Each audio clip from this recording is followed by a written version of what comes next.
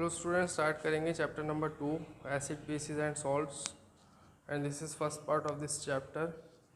Water acids bases and salts क्या होता है ये पहले भी हम जानते हैं। एसिड्स बेसिस को किसके बेसिस पे, इनकी फिजिकल प्रॉपर्टीज़ के बेसिस पे हमने जाना था, पहले पढ़ा था। Acids are those chemicals which are sour in taste and which turns blue litmus to red, right, blue litmus paper to red litmus paper. ठीक है, कलर चेंज करता है लिटमस का। और इसी तरीके से हमने बेसिस की डेफिनेशन देखी थी। Bases are bitter in taste, bases are those chemicals which are bitter in taste and turns red litmus to blue, right. So these are the properties, physical properties हैं ये, right? These are the physical properties of acid and bases on the basis of which we are defining acids and bases. And now we are we are going to discuss about acids in more detail in this chapter. So ये acids के कौन से chemicals होते हैं? वो सारे chemicals acids होते हैं जो वाटर में डिसोसिएट होने के बाद हाइड्रोजन आयन या हाइड्रोनियम आयन क्या करते हैं, प्रोड्यूस करते हैं। ठीक है, हाइड्रोजन आयन या hydronium ion, right. Hydronium ion क्या होता है? H3O positive ion. Hydrogen ion या हाइड्रोनियम आयन जो भी केमिकल बनाएंगे वाटर में डिसोसिएट होने पे या आयोनाइज होने पे उन्हें एसिड्स बोलते हैं, राइट। और एसिड्स का टेस्ट कैसा होता है? सोर, ये हम पहले से जानते हैं। और ब्लू लिटमस को रेड में कन्वर्ट करते हैं, ये भी हम जानते हैं। Those acids which are present in plants and animals are called organic acids. तो जो भी एसिड्स प्लांट्स और एनिमल्स में प्रेजेंट हैं उन्हें ऑर्गेनिक एसिड्स बोलते हैं, ठीक। ऑर्गेनिक एसिड्स में citric acid, formic acid, ethanoic acid, oxalic acid, ये सब कॉमन है। क्योंकि सिट्रिक हमें पता है लेमन में होता है, और भी जितने भी खट्टे जितने भी फल होते हैं उनमें सिट्रिक एसिड होता है। और फॉर्मिक एसिड आंट स्टिंग में होता है, ठीक है। इथेनोइक एसिड भी मिल जाएगा हमें, ऑक्सैलिक एसिड भी, राइट। तो ऑक्सैलिक एसिड स्पेनिश में होता है। तो ये जितने भी हैं सारे हमें प्लांट एनिमल में मिलते हैं, इन्हें ऑर्गेनिक एसिड्स बोलते हैं, ठीक। Those acids which are prepared from the minerals, जो एसिड्स मिनरल्स से हम प्रिपेयर करते हैं उन्हें मिनरल एसिड्स कहते हैं। जैसे नाइट्रिक एसिड HNO3, ठीक है, hydrochloric acid HCl, sulphuric acid H2SO4, ये सारे जो है मिनरल एसिड्स हैं। मिनरल एसिड्स नॉर्मली हमारे ऑर्गेनिक एसिड्स से क्या होते हैं? स्ट्रॉन्ग होते हैं। Organic acids are generally weak acids and mineral acids are generally strong acids.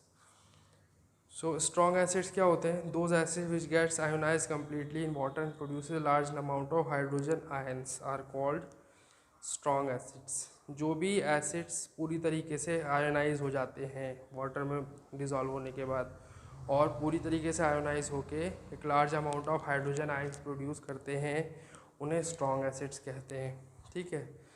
और जो वीक एसिड्स होंगे वो पार्शियली आयोनाइज होंगे और less amount of hydrogen ions produce करेंगे, ठीक। उन्हें क्या बोलेंगे? Weak acids. For example sulphurous acid, acetic acid, carbonic acid, ये सब क्या है? ये सब वीक एसिड्स हैं, राइट। बेसिस किसे कहते हैं? बेसिस सेम वही डेफिनेशन उसी तरीके की है। Bases are those chemicals which produce hydroxide ion in water. Bases जो होते हैं वो हाइड्रोक्साइड आयन प्रोड्यूस करते हैं, OH negative ions, when we dissolve them in water. Bases जो होते हैं बिटर इन टेस्ट होते हैं, और बेसिस क्या करते हैं? रेड लिटमस को ब्लू में कन्वर्ट करते हैं। All bases change colour of red litmus to blue, right.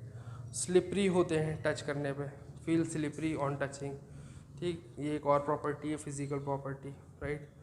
और एग्जांपल्स हैं sodium hydroxide, calcium carbonate, calcium hydroxide, ammonium hydroxide, magnesium hydroxide, ये सभी क्या हैं? बेसिस के एग्जांपल्स हैं, ठीक। स्ट्रॉन्ग बेसिस किसे कहते हैं? जो आयोनाइज हों कम्प्लीटली और large amount of hydroxide ion produce करें, उन्हें स्ट्रॉन्ग बेसिस कहते हैं। So sodium hydroxide, potassium hydroxide strong base के एग्जांपल्स हैं। और वीक बेसिस में क्या आता है? जो पार्शियली आयोनाइज होकर less number of hydroxide ion produce करते हैं। फॉर एग्जांपल अमोनियम हाइड्रोक्साइड, ये वीक बेस है क्योंकि पार्शियली आयोनाइज होता है और हाइड्रोक्साइड आयंस की कॉन्सेंट्रेशन कम प्रोड्यूस करता है। एल्कली किसे कहते हैं? जो बेस सॉल्यूबल होते हैं वाटर में उन्हें एल्कली कहते हैं। जैसे कैल्शियम हाइड्रोक्साइड है, ये एल्कली है। मैग्नीशियम हाइड्रोक्साइड है, ये भी एल्कली है, ये भी सॉल्यूबल होता है वाटर में, ठीक है। NaOH भी एल्कली है। इंडिकेटर किसे कहते हैं? इंडिकेटर वो केमिकल सब्सटेंसेस होते हैं जो हमें ये डिसाइड करने में हेल्प करते हैं कि कोई एक केमिकल सब्सटेंस एसिडिक है, बेसिक है या न्यूट्रल है, उसका नेचर बताने में हमें हेल्प करे, उसे बोलते हैं इंडिकेटर, ठीक है। These are those chemical substances which are use to decide the nature of other chemical substances whether they are acidic, basic और न्यूट्रल इन नेचर, ठीक है। इंडिकेटर्स कितने टाइप के होते हैं? 2 टाइप के होते हैं, नेचुरल इंडिकेटर्स और सिंथेटिक। नेचुरल जो नेचर से हमें मिलते हैं और सिंथेटिक जो हम खुद सिंथेसाइज करते हैं। Natural indicators are those indicators which are found in nature and used to decide the nature of chemical substances, for example turmeric, China rose petals, litmus etc, ठीक है। टर्मरिक यानी हल्दी, ये भी एक नेचुरल इंडिकेटर है। चाइना रोज पीटल, ये भी एक नेचुरल है, गुड़ हल जिसे कहते हैं। और लिटमस भी हमें लीचेंस से मिलता है। लीचेंस क्या है? एक सिम्बायोटिक पेयर है, ठीक, ब्लू ग्रीन एल्गी और बैक्टीरिया का, जिससे हमें क्या मिलता है? लिटमस मिलता है। Litmus solution is actually in purple in colour, ठीक है। लिटमस सॉल्यूशन जो होता है वो पर्पल कलर का होता है when we extract it from nature. और उस पर्पल सॉल्यूशन को जब हम एसिड से ट्रीट करते हैं तो वो रेड में कन्वर्ट हो जाता है, और अगर उस पर्पल सॉल्यूशन को अगर हम बेस से ट्रीट करें तो वो ब्लू कलर में कन्वर्ट हो जाएगा। लिटमस को नेचुरल डाई भी बोलते हैं, ठीक है। लिखा है it is a purple in colour and extracted from lichens. It changes color purple to blue by action of a base and purple to red by the action of an acid. Synthetic indicators में man made indicators आते हैं जैसे methyl orange and phenolphthalein. Methyl orange क्या करता है? Red acid, ये orange colour का होता है ओरिजिनली मिथाइल ऑरेंज, और जैसे ही एसिड डालेंगे तो ये रेड में कन्वर्ट हो जाएगा, और बेस डालेंगे तो येलो हो जाएगा, राइट।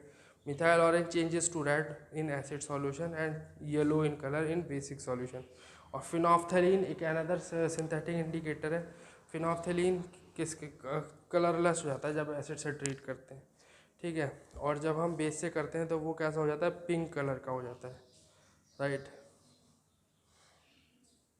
यूनिवर्सल इंडिकेटर्स, ठीक है, it is a mixture of many different indicators और dyes which gives different colour, different concentration of hydrogen ion in the solution. Universal indicator वो होता है जो बहुत डिफरेंट टाइप्स की डिफरेंट डाइज का एक क्या है? मिक्सचर है, ठीक। और जब हम डिफरेंट कंसंट्रेशन ऑफ एसिड को ट्रीट करेंगे तो डिफरेंट कलर देगा। मतलब वीक और स्ट्रॉन्ग 2 टाइप के एसिड होते हैं, हमें मालूम है, और वीक और स्ट्रॉन्ग बेस भी होते हैं। कुछ मॉडरेट भी होते होंगे स्ट्रेंथ में एसिड्स, इसी तरह बेस भी कुछ मॉडरेट होते होंगे, बीच की स्ट्रेंथ होती होगी। तो स्ट्रेंथ वैरी करती है, हर एसिड की अलग होती है स्ट्रेंथ, और बेस की भी अलग होती है। कॉन्सेंट्रेशन ऑफ एसिड पे भी डिपेंड करता है स्ट्रेंथ, ठीक है। अगर कॉन्सेंट्रेटेड एसिड है तो उसकी स्ट्रेंथ ज़्यादा होगी, डाइल्यूट की कम होगी। तो स्ट्रेंथ वैरी करने की वजह से सेम कलर ना मिले, स्ट्रेंथ वैरी करने के साथ साथ कलर ऑफ लिटमस भी वैरी करे, ऐसे लिटमस सॉल्यूशन को बोलते हैं यूनिवर्सल इंडिकेटर, राइट। तो ऐसे डिफरेंट डाइज और डिफरेंट इंडिकेटर्स का जो है मिक्सचर होता है यूनिवर्सल इंडिकेटर, जो डिफरेंट कॉन्सेंट्रेशन से ट्रीट करने पे हमें डिफरेंट कलर देता है। एसिड और बेस दोनों के डिफरेंट कॉन्सेंट्रेशन पे डिफरेंट कलर आएगा, राइट।